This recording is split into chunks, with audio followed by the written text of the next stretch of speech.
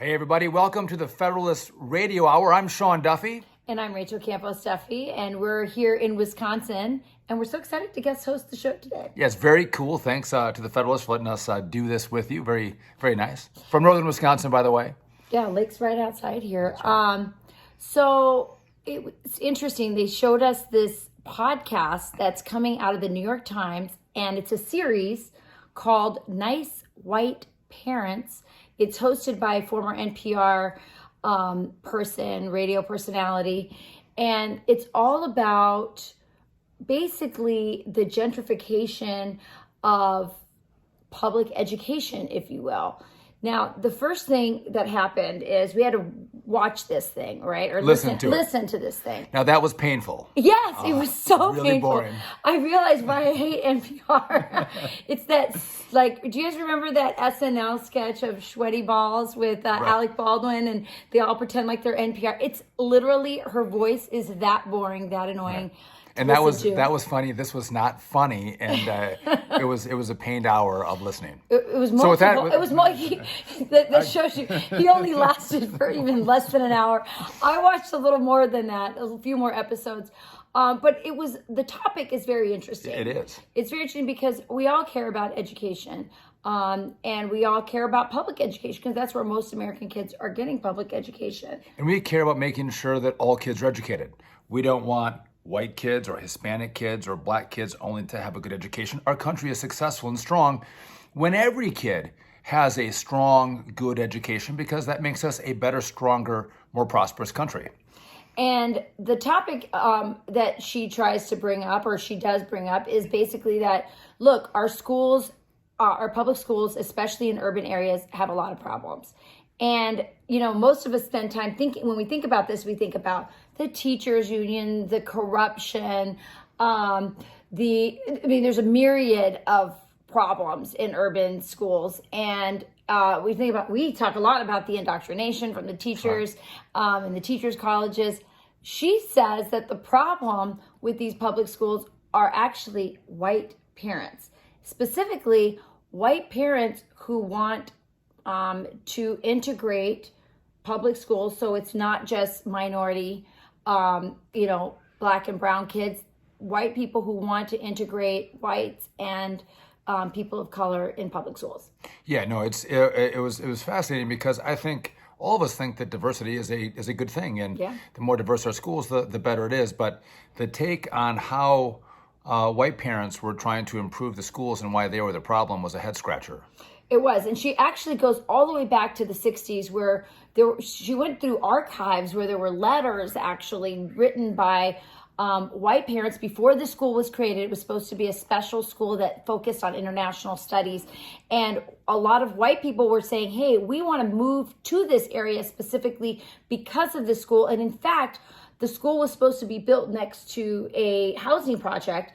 And it was the white parents who said, no, let's put it in between the housing project, which had mostly Black and Puerto Rican families, and the slightly more upper class neighborhood nearby that so that they could all be part of the school. Well, what ended up happening is that the white families came with really great intentions, and a lot of them ended up pulling their kids out of the school because the school, no matter what they tried to do, just wasn't up to the standards that they wanted, because every parent wants what's best for their child's education. And they thought, maybe this is a project or an experiment in integration in public schools that could work, but it's going to take several generations, and I don't want my kid to be the guinea pig in this experiment. And so they pulled it out. And of course, the NPR, they pulled the kids out, and the NPR host really chalked that up to white privilege and really racism.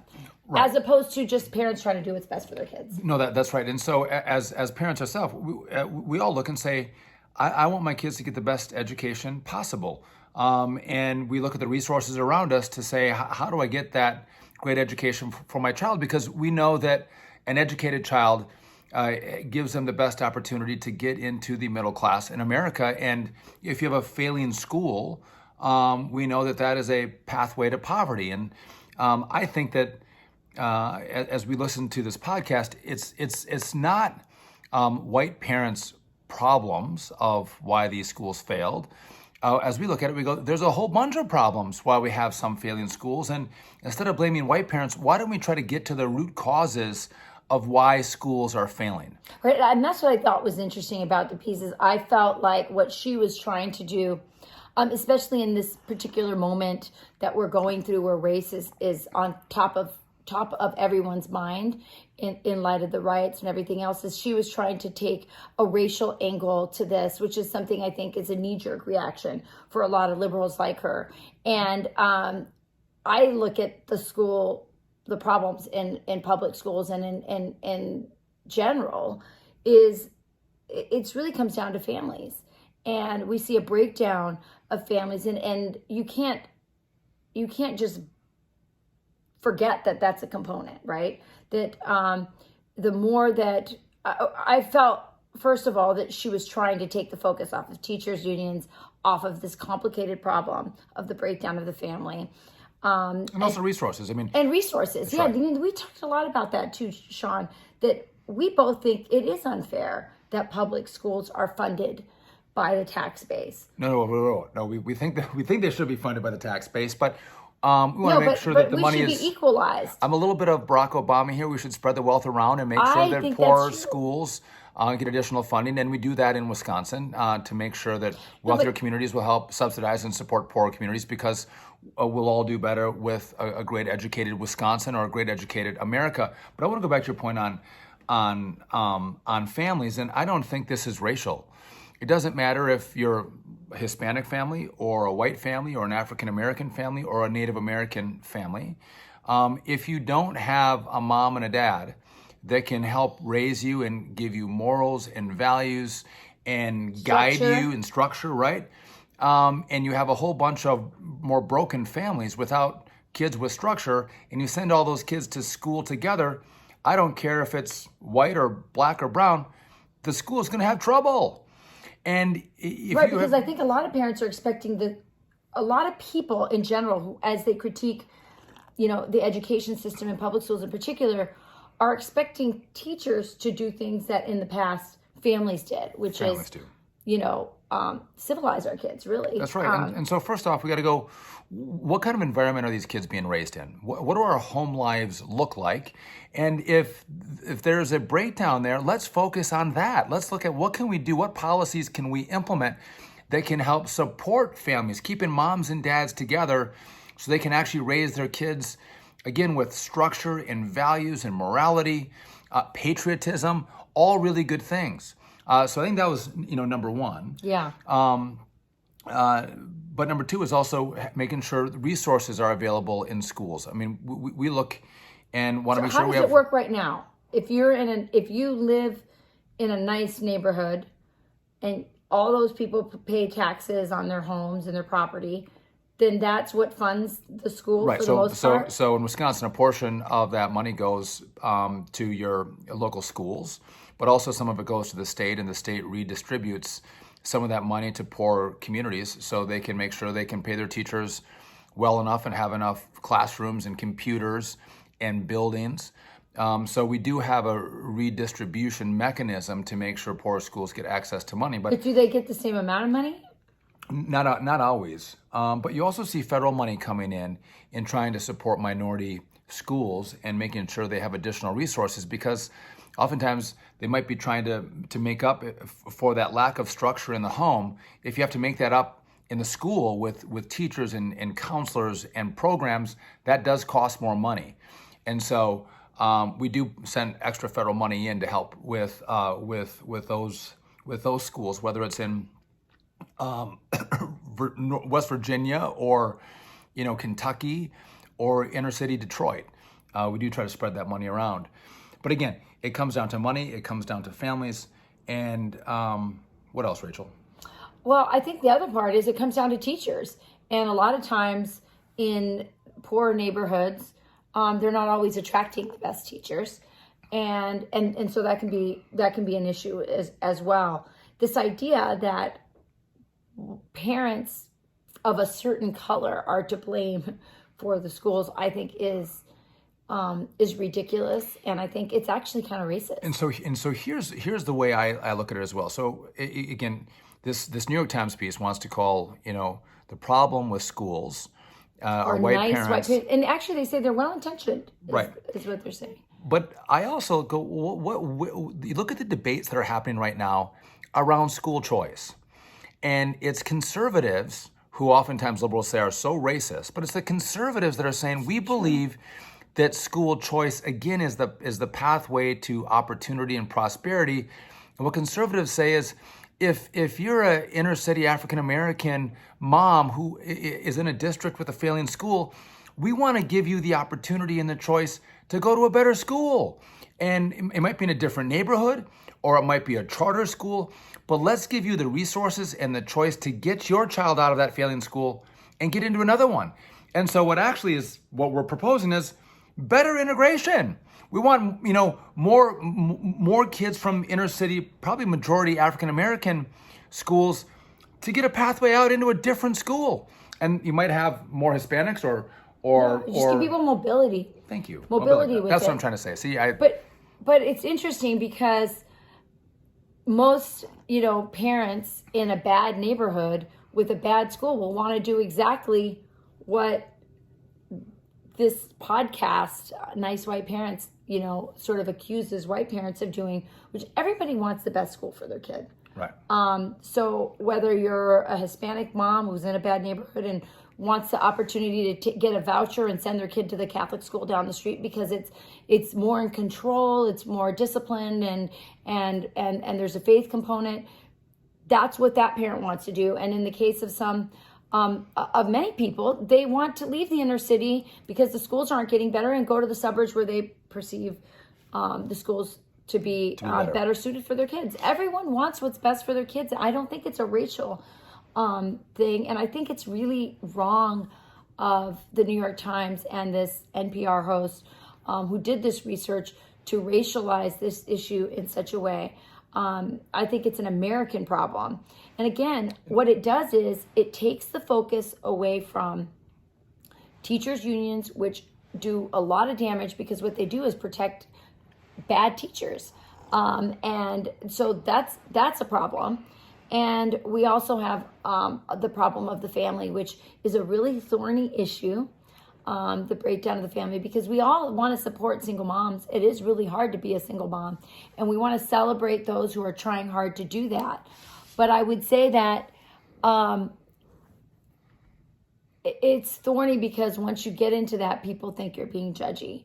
But the data really supports that if you get a high school degree, if you get a full-time job and you wait to be married, to have a baby until you're married, the chances of you falling into poverty are tiny, like 2%. 2%. Yeah. And the ability for you to move from poverty into the middle class is 75% chance of that. So we know the pathway to success, and we know that intact families and supporting families means that their children will have better opportunity. And that's what we want. Let me pick up on a couple of the points you just made, which is when you talk about teacher unions, we're all going through this right now as all of parents across America with the pandemic are talking about, should our kids go back to school, or should they stay at home and try to homeschool Zoom class again? And you see teacher unions discussing not whether it's safe to be back in the classroom. They're talking about climate change or the Green New Deal or border issues. They have a whole slew of content they want to put into an agreement for which they should open up schools, instead of looking, which we think is, what is in the best interest of children? Is it in the children's best interest to get back into school? Can they do it safely? Can teachers be safe? Are we going to spread this around the community, or can we contain it? Those scientific discussions about kids in schools should be had with teacher unions if they cared solely about kids. But you're not seeing that happen because they care more about the teachers union than the kids or other social issues, and they'll use their teaching position to actually advocate their more liberal perspective on politics. And so as we navigate teacher unions, in some of these schools, That's an important component, number one. Number two, I want to go back to what you said about in the mobility of choice that conservatives have advocated for. I don't want to leave the impression that we just think everyone should leave the inner city and go to a different school. I do think we still have to work on making inner city schools work. Public schools, yeah. Public schools, that's right. So we want those, those more challenged schools to actually be operational.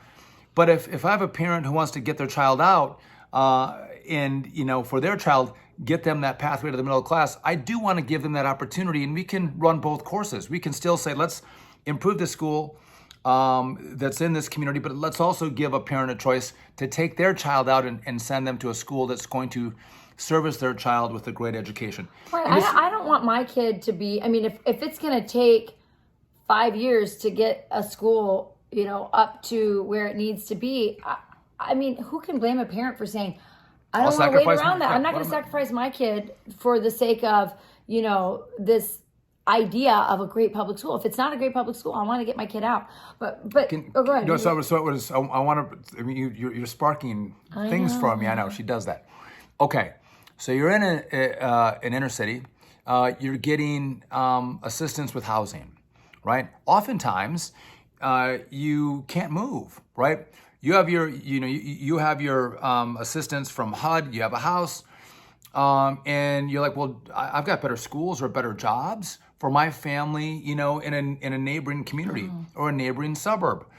I worked with Emmanuel Cleaver, Democrat in Congress, when I was there, and we did the Housing Choice Mobility Act, which will actually give families that are in a community where there's no jobs or there's not good schools, we'll let them take that housing voucher and actually leave their current home and get into a different neighborhood with a voucher that will give them a better opportunity for a better paying job, but also get their kids into a better school. And Ben Carson, the Secretary of HUD, a couple weeks ago just announced that he's implementing this legislation that we passed and the president signed, again, to let people not be stuck or chained to an environment that's not working for them or their family, but give them the freedom to move and get to a place where their family can thrive and grow, not just with jobs and resources for their family, but also giving their kids that opportunity at a great education. And again, I think this goes back to, the easy out is saying the problem for everything is racism. And there are some racists that we have in America, but these problems are much deeper, and so often we have government policies that are frankly stupid. And we have to have smart legislators think through what are the problems in communities and how can we be smart to fix those problems, because oftentimes the government creates the problem. Again, in regard to vouchers for housing, we're keeping people locked in one place where opportunities might exist somewhere else. That's idiotic, because most families who have resources, if you've lost your job, you're going to pick up and go somewhere else where you can get a new job. But if you get a housing voucher, you can't do that. That's stupid. That is dumb. And so it's being innovative. It holds poor people back. Yeah. And they deserve to have access to opportunity. We never promised people in America an equal outcome, but we should offer them an equal access to opportunity. And that includes the school. And that's why this conversation about this podcast is so important. One of the things that, a little bit off topic, but kind of on, this morning I was on Fox and on Fox and Friends, and we did a segment about teachers now during the pandemic are online kind of complaining about having to do these virtual classes come fall, right? Or Zoom classes. And they're worried about conservative parents being sort of like flies on the wall, listening in on their kids' classrooms, and they're worried, and they're calling them, they're saying, I'm really concerned about all these helicopter parents, listening in on my conversations about history and sexuality and equality and all these, hot button issues, and weighing in on it. And what it is, of course, is that these teachers are worried that we're finally going to get to see the kind of indoctrination that we know has been going on in schools for so long. I know Sean and I actually saw it firsthand in the last couple months of school. During the pandemic, all our kids were home. We were homeschooling. And basically, we had access to their full curriculum. And our son, who was a senior at the time, was given communist propaganda videos to watch. There was no discussion about it. It was about population control. It was pretty much saying that their population control one-child policy was okay. And it was the sort of Chinese Communist Party version of this policy, which is clearly wrong and anti-woman and it's a human rights abuse to force women to control their fertility like that against their will. And there was no discussion about that other side. They simply watched that because the teacher happened to be very much of a pro, population control person. And very pro-China. And pro-China, which was really, I was really surprised by all that. And but by the way, the videos were not about, look at how bad this is. No. These were Chinese communist videos about how it was good to force women to have abortions in when their it was seventh their second and eighth month. It was insane stuff. And how great this was. So this was no discussion. We should aspire to this in America. Or the world needs, or it was kind of presented like this is a necessary component of having a sustainable planet, I guess. And so that's being taught in Middle America. In a small town in Wausau. But for the fact that we had to be far more engaged in the curriculum because of COVID, we probably wouldn't have seen that and had discussions about it at home. But we did, and frankly, we were shocked. And yeah, we're not a family that's not, cued in on, indoctrination. I go around and speak around the country and campuses and on Fox and on different places about, the normalization of socialism in our schools, indoctrination, Marxism, all this stuff I'm talking about all the time. And yet I had no idea that communist propaganda videos were being played in my son's classroom with no discussion and no opposing point of view. It was shocking. But let's go back to your point. The teachers are now concerned that you as a parent might be listening in to what they're teaching in the classroom. And you should listen in. You should. But the arrogance of a teacher to say, listen, I know that these parents gave them birth, they've raised them, but now they expect you turn them over to the liberal teachers to say, now it's our time to indoctrinate them in this leftist radical ideology, and you can't know about it, parents. Well, I'll be darned if I'm going to pay taxes to pay for teachers to indoctrinate my kids. But that's what they're saying we should do. And I think as parents, if you look at what's happened with not the protests, but the riots, where they're tearing down statues, they seem to hate America, burning flags. If you ask yourself where that comes from, I think you have to look at some of the curriculum that's being taught in some of these schools. And if you start to pay attention, you'll be shocked at what your kids have been learning, what the new history is of America. Not the history that you learned. It's a new version of history that's very anti-American and very untrue. And who's the... It's Howard Zinn. And if now that you have a chance to look at what's happening in your children's curriculum and in their classrooms through the situation that we're going to find ourselves in the fall, everyone should look to see, is Howard Zinn being taught in the classroom? Howard Zinn is a Marxist. He's dead now, but his book, which was published some 1980, something like that, is now the most popular history book being taught in high schools and junior high schools and colleges, of course. And it looks at everything in American history through the eyes of, this Marxist, classist, racist, oppressive angle. And frankly, it's a lot of what he's written has been completely debunked. It's false. In fact, there's a book that just came out called Debunking Howard Zinn, which parents should absolutely purchase and read, because we're teaching our kids basically to hate their country, and glossing over as if this experiment in governance didn't happen, that our founding fathers were simply trying to enrich themselves, which was false. We know they lost wealth and their treasure and family members and even their own lives in the pursuit of this place that we call America. Every moment in American history in his book is negative. Nothing was done for good. So whether it was from Christopher Columbus to the Revolutionary War, even the World War II, he finds a way to say that we did it, not to liberate, the American world. imperialism. It was American imperialism. So Who I think, by the way, was Colin Powell, who said, all we've asked for in regard to land was land to bury our dead soldiers who went to your country to fight for your freedom, which is truly what we've done. He actually attacks the Civil War, that was actually done for greed, not over slavery and to free slaves.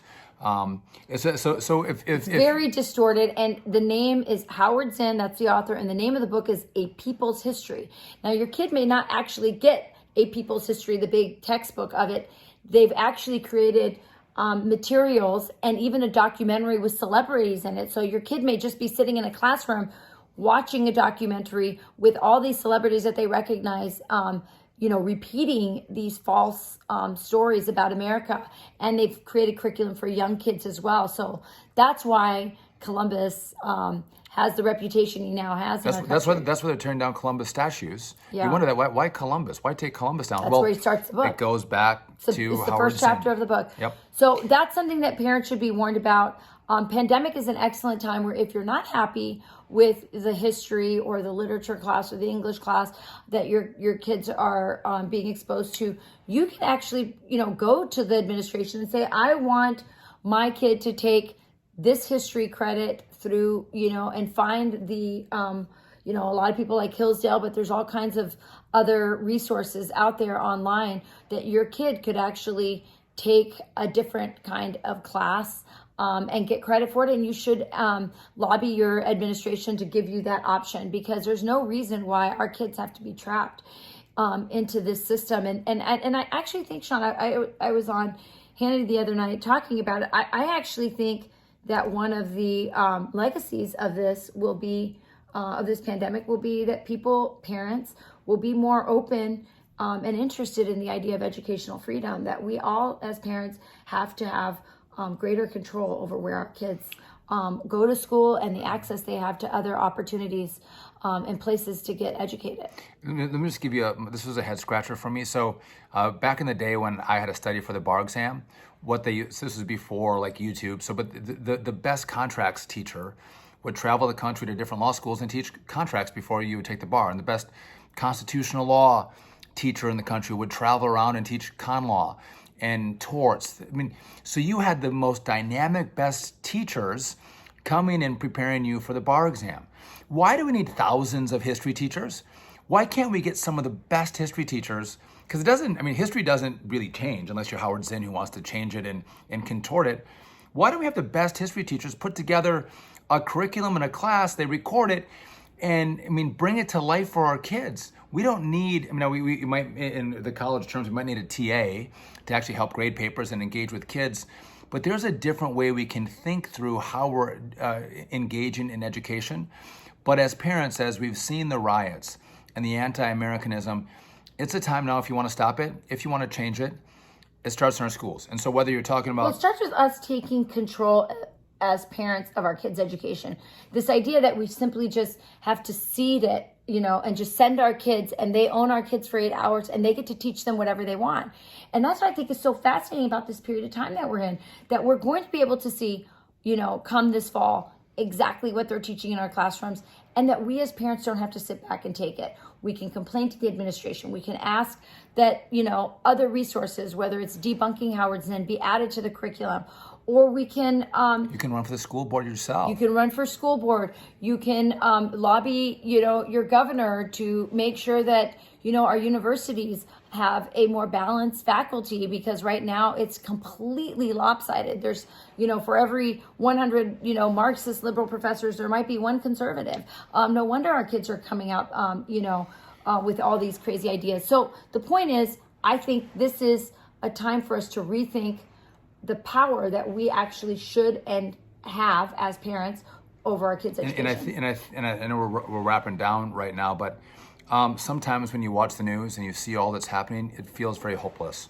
It feels like there's nothing that you can do, and it's kind of out of control. If you want to change America, change your family, educate your kids.